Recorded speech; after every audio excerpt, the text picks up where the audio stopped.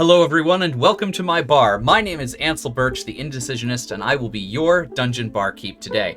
Now, I may be no expert mixologist, but like anyone tending bar in a cave, I have an adventurous spirit and a willingness to try just about anything once, even if it is maybe not a great idea. Now, before the orcs come to take away all of my cocktail goods, I'd love to make you a drink, and it looks like you guys are pretty thirsty, but as you can see, there's not really a menu or a call list, so we're gonna have to make this one up as we go along.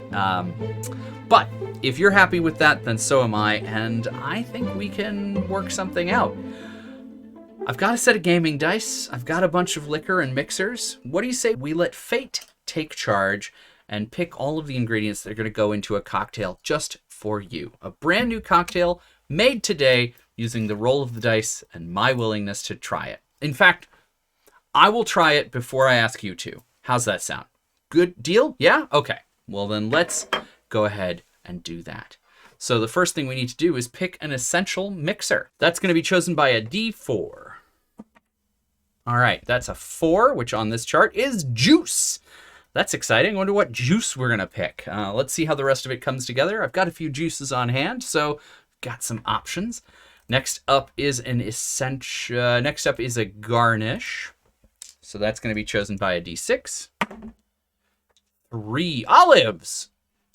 Okay, juice and olives. All right. All right. Interesting combo. What kind of garnish do you think goes with that? Or what kind of less essential mixer do you think goes with that? Let's pick one with a D8. An 8. Simple syrup. All right, juice, simple syrup, and olives. I feel like that olive is going to feel real lonely in there. But we'll see. Let's go ahead and switch over to pick the star of the show, our liquor for today's drink. All right, 10s explode, which means I'm going to roll another D10, and that will pick the other liquor. I happen to have another set of dice on hand for just such occasions, so we'll roll both D10s. All right, I've got an 8 and an 8. Ooh, coffee liqueur. I think in the event that we roll 2 8s, I'm just going to use a lot. No, because there's no reason to do that. The amount that goes in the glass is going to be the same regardless. All right, so we'll go ahead and re-roll one of those 8s.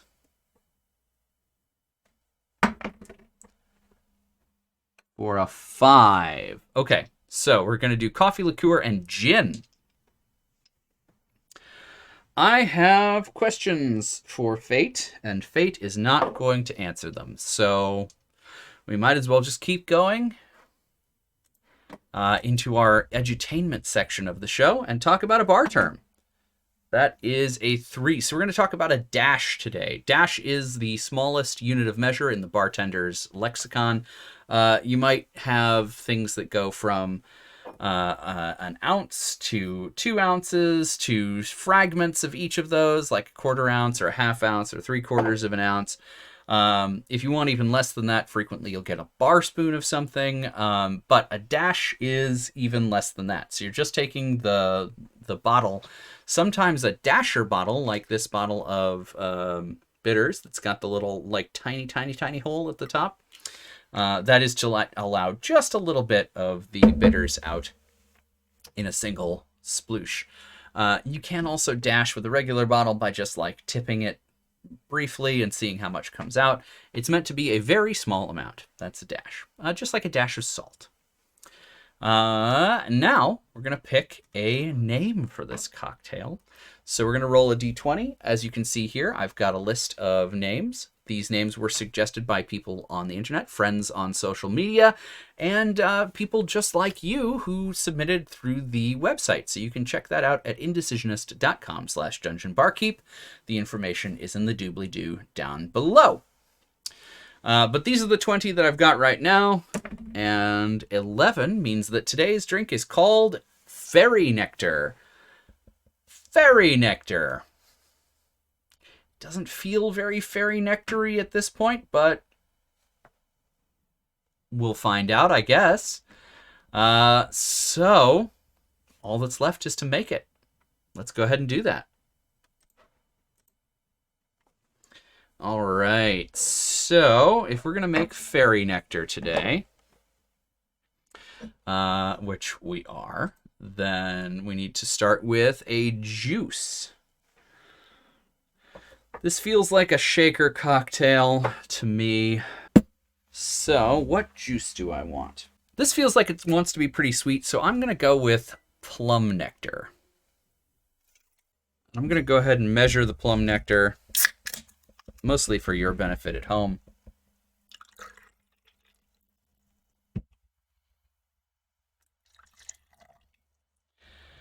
I'm going to do 2 ounces of Plum Nectar. Now, why Plum Nectar? It's darker, which feels to me like it's going to be more in line with the coffee liqueur, but I guess time will tell. All right, so that was our essential mixer. Our garnish was olive. That's right. And I do have some jalapeno stuffed olives on hand because wouldn't be worth doing if it wasn't worth doing weirdly. So that's going to go in the glass at the end. I'm going to use a 2-to-1 ratio simple syrup, and I think we want just an ounce of that. So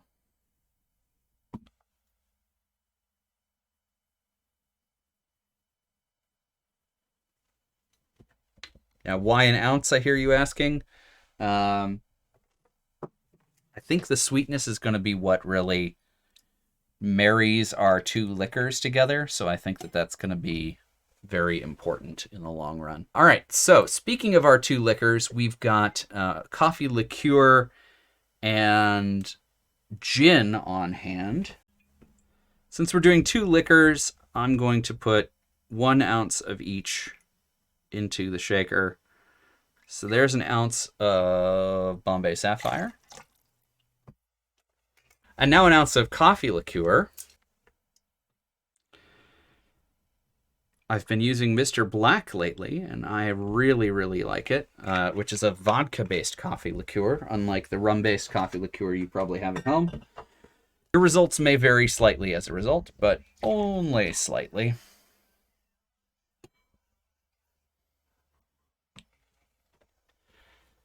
Okay. All that's left now is to shake it. We'll put a few d6 of cold damage into our shaker.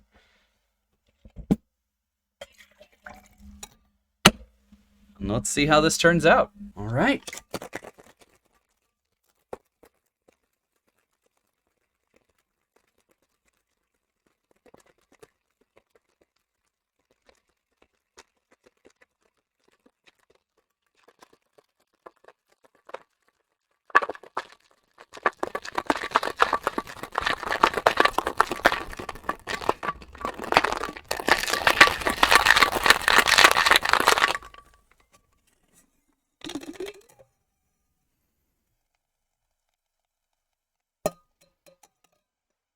Ooh, that fizzed up really excitingly. All right. This feels a little fancy, so let's get a little fancy with our glass. Well, there's just no way.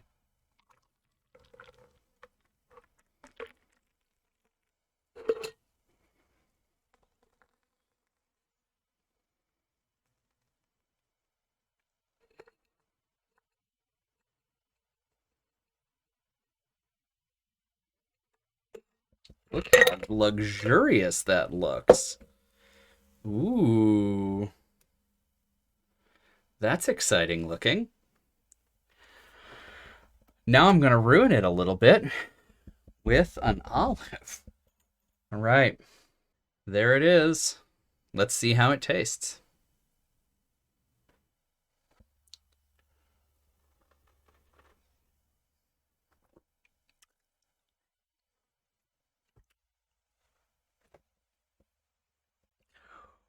Wow, there's a lot going on all at once.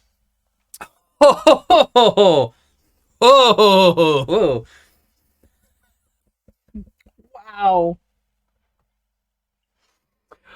Okay. Oh shit.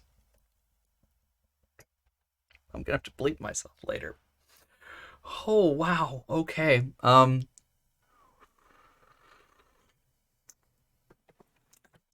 Uh, this is this is a lot. If you've been looking for strong flavors, this is where to get it. The coffee liqueur is just all over it. Wow, that coffee liqueur is part of the party. Yowza. The gin is sort of taking a back seat, which makes sense. But it is still there. There is this unique Bombay Sapphire-ness to it. Um, I probably could have used a lot less of that simple syrup. In hindsight, it is 2-to-1 simple syrup, and I think I said that even as I was doing it. I probably could have used a half ounce and been much better off. But man, the plum and the coffee. Wow, does that work? Wow, does that work?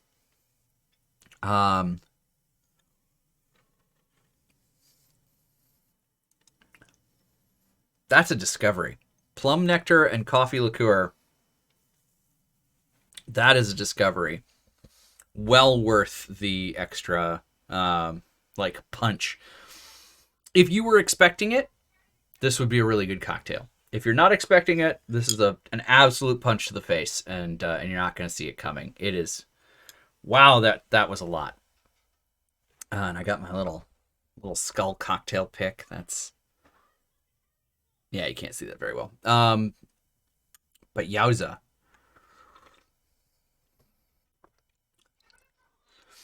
I think this is one of those opportunities where they serve you an olive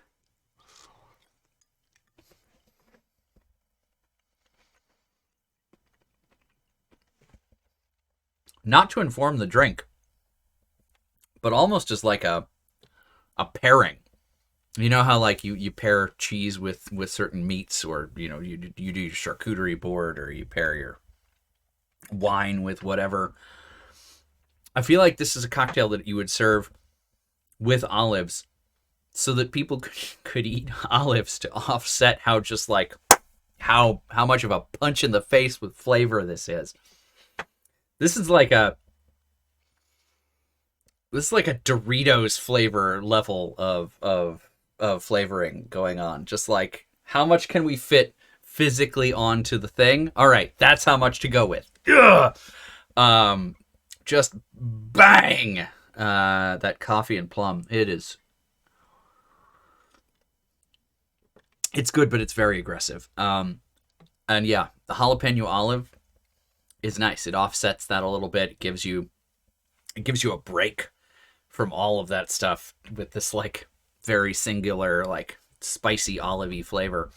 I really I really like this. I don't know that I could see this on an actual bar menu, but I do like it. I might make this again on purpose and like try to fiddle with the ratios, because this plum and coffee liqueur, who knew? Watch out, people on the Swashbucklers live stream. You may see some of this. In fact, you may see this before this episode airs, and you can look at it and be like, that's where he got the idea. This is something. This is, I don't know what, but it's something. So what is the gaming scenario I could see this in? I feel like this is when your party is visiting a particularly unsubtle location. This is the kind of drink that you want to serve. Man, I'm picturing like,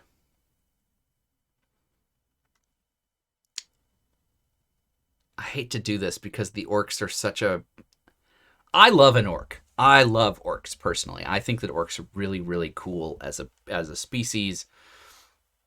And I like the room that orcs have been given lately to be sort of more in touch with their id as a people, and culturally to be more open to their own like physical needs. I think that that's a really great ethos for them to espouse, and for orcs to represent in gaming as a race of people who really embrace their physical wants and needs in a way that the other races might not, because they're culturally just not raised that way. And I know that there's a lot of like problematic real world racial tie-ins to where that comes from in fantasy, but I do think that like in the modern iteration of an orc, there is something beautiful in that, like self-awareness, self-determination level of things.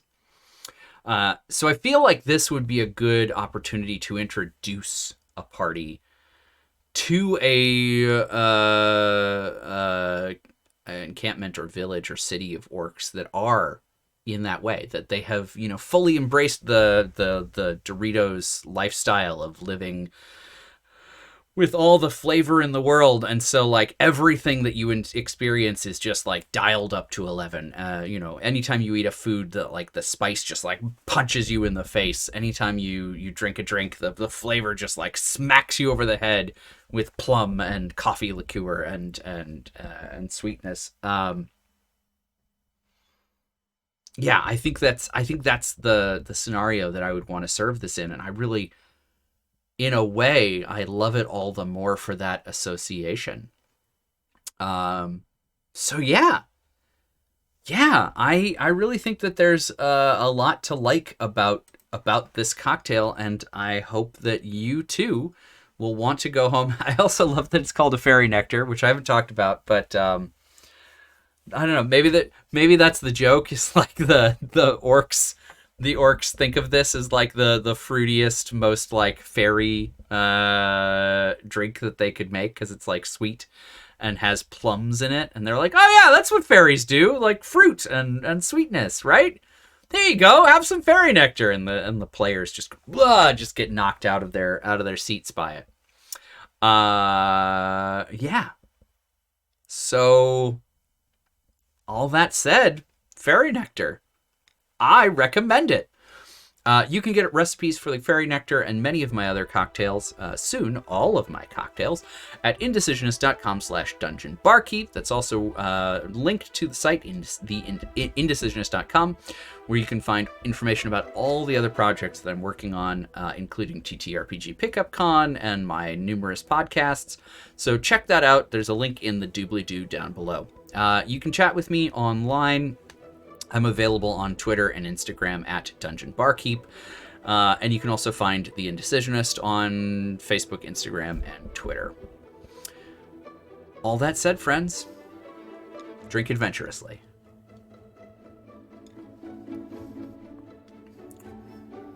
Yeah. Pow.